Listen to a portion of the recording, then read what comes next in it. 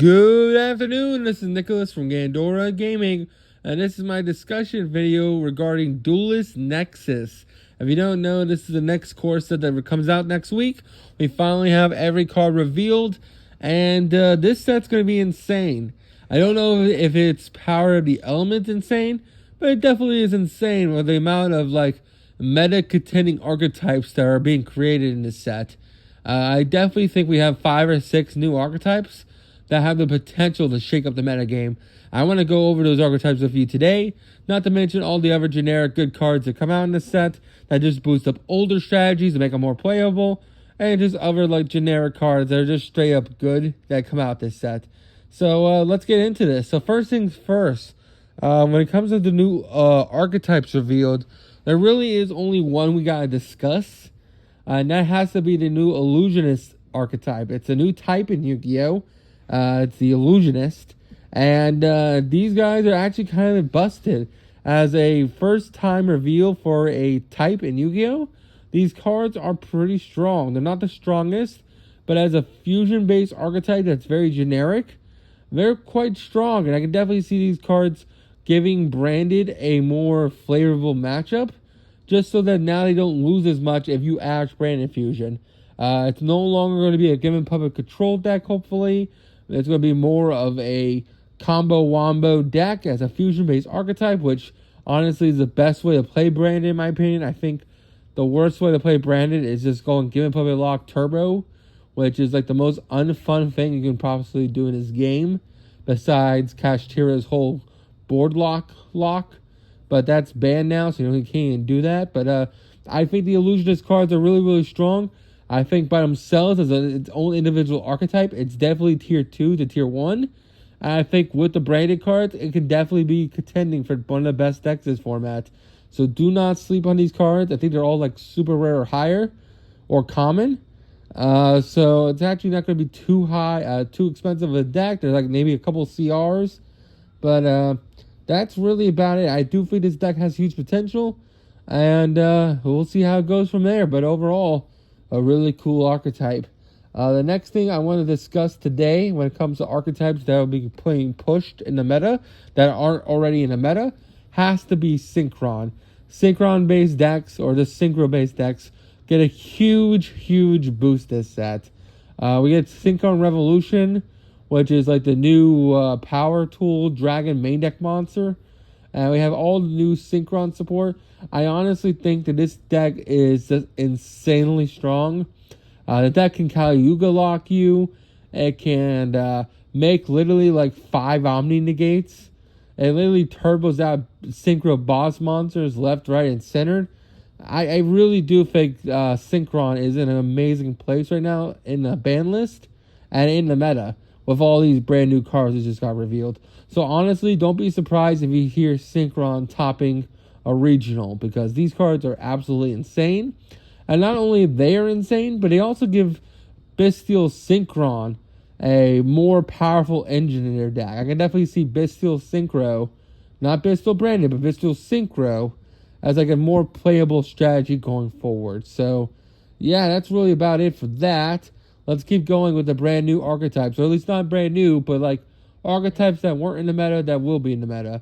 And that has to be Infernoble. Infernoble gets a shit ton of support this set. They just got a really cool card in the last set.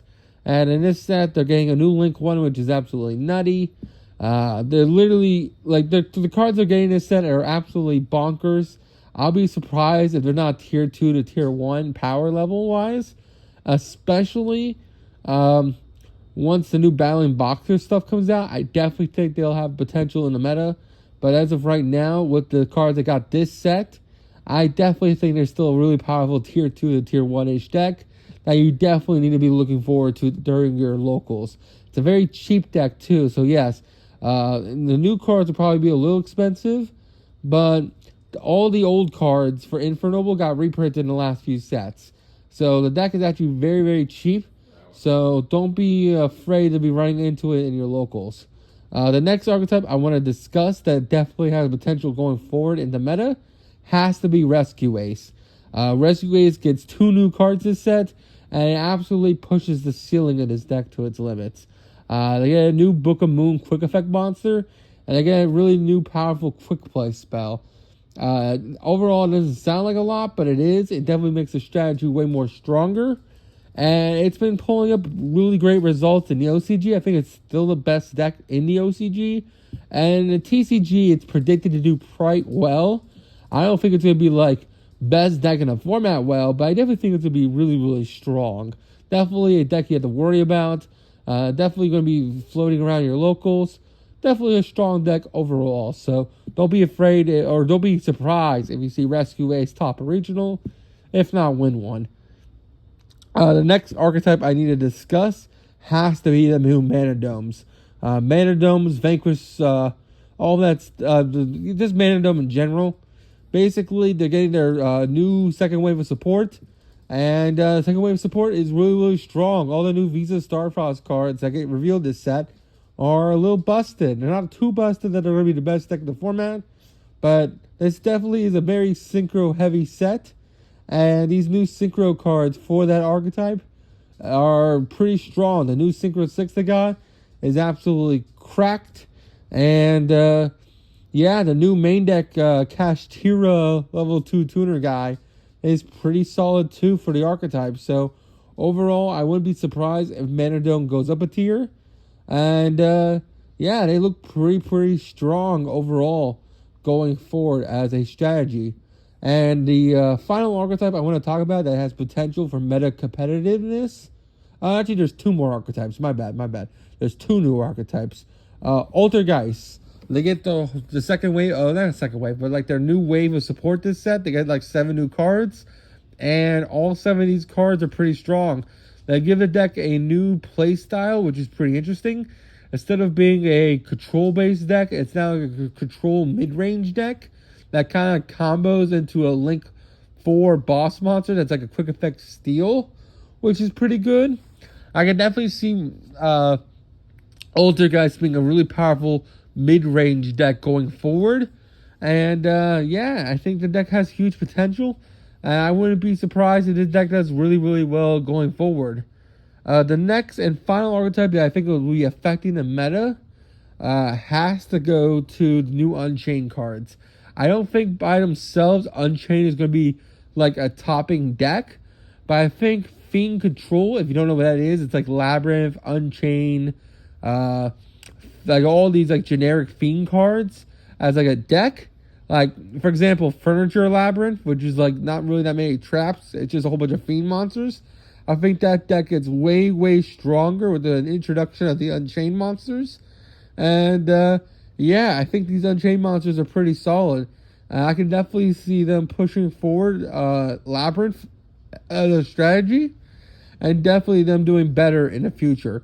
So expect Labyrinth more of a combo slash grindier deck coming forward once these new cards get out. So, but that's really it for like the decks that aren't in the meta or like getting stronger this meta.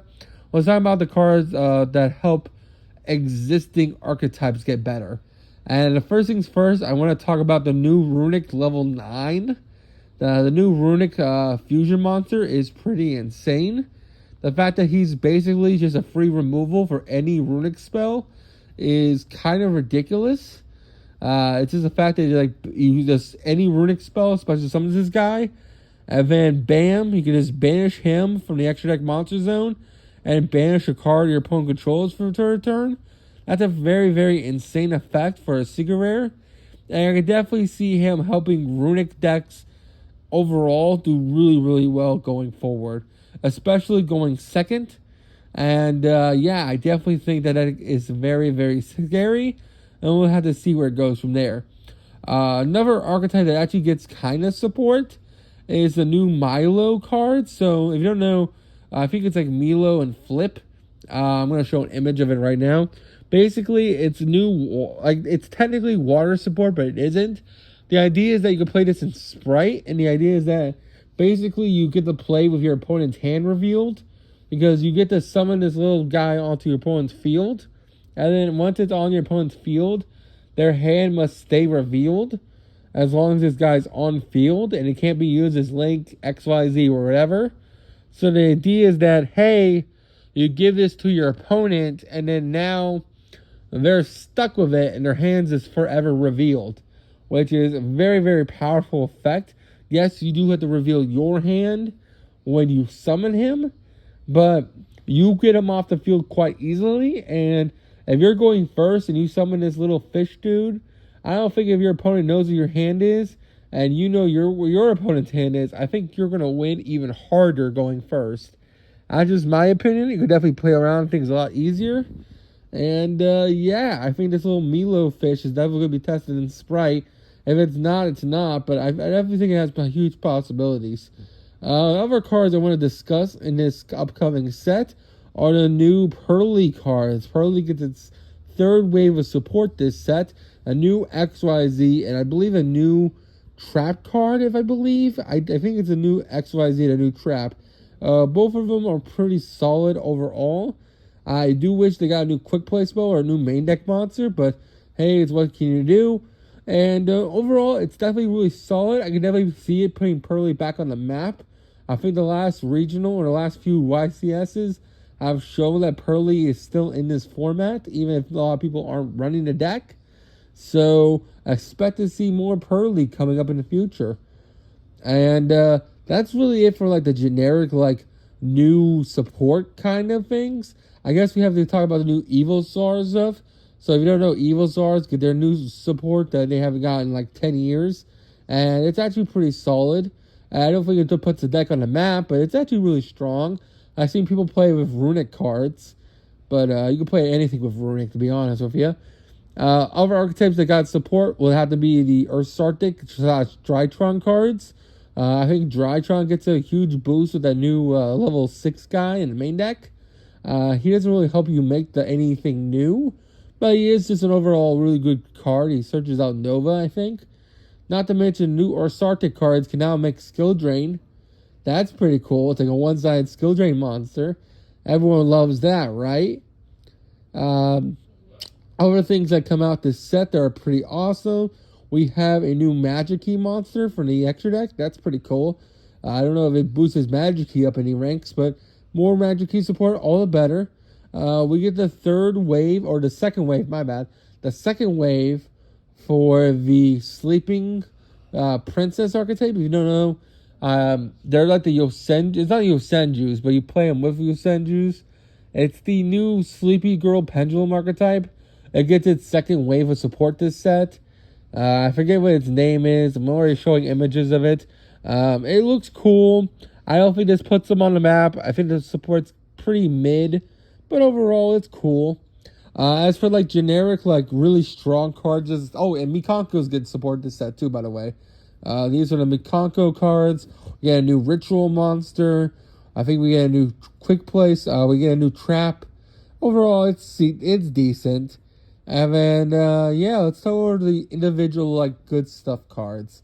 So for, like, pack filler or just good stuff cards in general, we have a new Monarch monster, which is pretty solid. I wish we had the Monarch stats, but what can you do? We have a generic fusion monster that's actually really, really strong. It's a rare in this set, so I can definitely see potential with this guy. We have a new generic XYZ as well, and a new generic Synchro, so those guys are pretty cool. We might see some play with them.